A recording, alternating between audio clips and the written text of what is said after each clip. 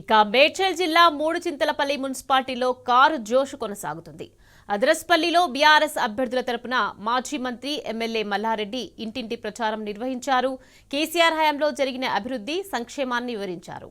కాంగ్రెస్ ప్రభుత్వం ఇచ్చిన హామీలు అమలు చేయడంలో పూర్తిగా కాంగ్రెస్ చేసిందేమీ లేదని, బీఆర్ఎస్తోనే అభివృద్ధి సాధ్యమన్నారు. కారు గుర్తుకు ఓటేసి బీఆర్ఎస్ పార్టీ అభ్యర్థులను గెలిపించాలని కోరారు.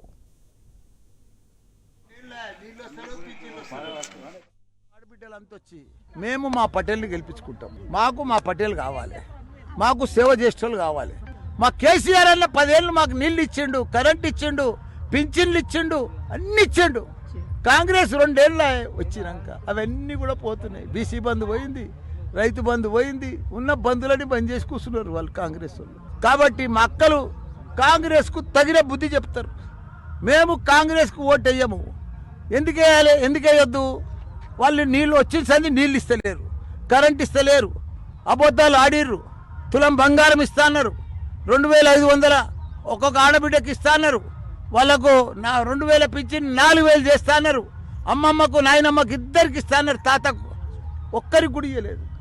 కాబట్టి ఇప్పుడు మాకు అజయ్ అన్న దేవుడు లెక్క వచ్చిండు, ఆయనను గెలిపించుకుంటాం. మా బాధలు సాధలు రోగాలు మంచి చెడ్డ అన్నీ ఆయన చూసుకుంటాడని మా అక్కలు చెల్లెళ్ళు అంతా డిసైడ్ అయిపోయారు. అంత ముక్త కంఠంతో ఉన్నారు. మేము అజయ్